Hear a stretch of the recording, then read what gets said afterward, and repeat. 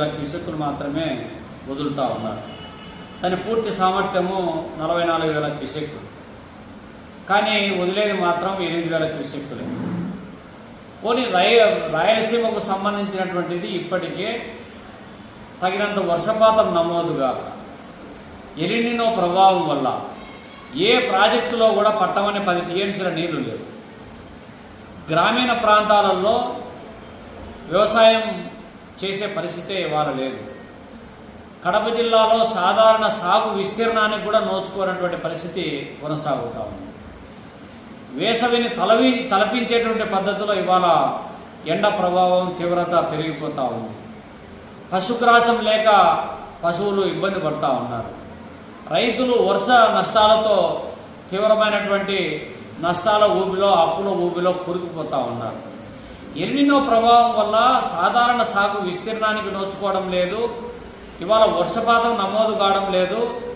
పాలక ప్రభుత్వం కానీ కనీసము ఎల్నినో ప్రభావిత రాయలసీమలో కడప జిల్లా ప్రాంతాలలో కరువు బృందాలను పంపించి పరిశీలన చేసి ఎంత సాగు అయింది, ఎంత సాగు కాలేదు, ఇప్పటికే దుక్కి దున్ని ఎరువులు విత్తుకొని ఉన్నటువంటి వాళ్ళు ఏ మేరకు నష్టపోయినారనేటువంటి ఒక ప్రాథమికమైనటువంటి విచారణ కూడా చేయనటువంటి పరిస్థితి కొనసాగుతాం.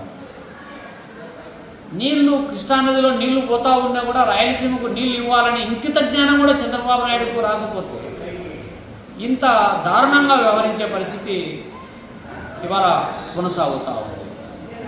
కాబట్టి ఇప్పటికైనా ప్రభుత్వము నిత్య కరువులతో తలడిల్లుతున్నటువంటి వలసలు, ఆత్మహత్యలకు నిలయంగా మారినటువంటి రాయలసీమ, అందులో కడప జిల్లాకు సంబంధించినటువంటిది నీటి విడుదల పైన స్పష్టమైనటువంటి నిర్ణయం తీసుకోవాలి.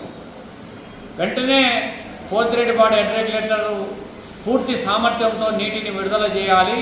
అక్కడి నుంచి బనకచెర్ల దగ్గర తెలుగంగకు, అదేవిధంగా నిప్పులవాగు, కేసీ కెనాల్కు సంబంధించి, ఎస్ఆర్బీసీకి సంబంధించి, జిఎన్ఎస్ఎస్ వరద కాలువకు సంబంధించినటువంటి ఈ ఛానల్స్ ద్వారా నీళ్లు విడుదల చేయాలి.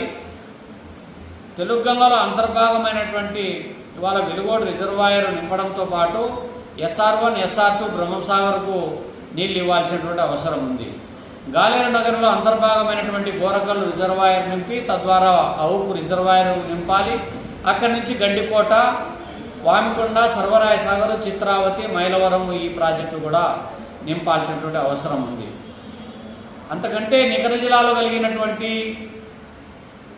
కేసీ కెనాల్కు సంబంధించినటువంటిది అలగనూరు బ్యాలెన్సింగ్ రిజర్వాయర్ నింపాలి. అదే కాకుండా ఇవాళ నిప్పులవాగు నుంచి సంతజూటూరు, రాజోలి, ఆదినిమాయపల్లె మీదుగా చివరి ఆయకట్టు వరకు నీళ్లు అందించాల్సినటువంటి అవసరం ఉంది. ఇప్పటికే చాలామంది దుక్కి దున్ని ఎదురు చూస్తూ ఉన్నారు. కళ్ళ ముందరే నీళ్లు పోతా ఉన్నాయి, కానీ వాడుకునేటువంటి వెసులుబాటు లేదు. కాబట్టి ప్రభుత్వం నిర్దిష్టమైనటువంటి నీటి విధానం పైన చర్యలు తీసుకోవాలి. వెంటనే పోతిరెడ్డిపాడు రెగ్యులేటర్ సామర్థ్యాన్ని పెంచాలి. తర్వాత ఇప్పటికే శ్రీశైలంలో దాదాపు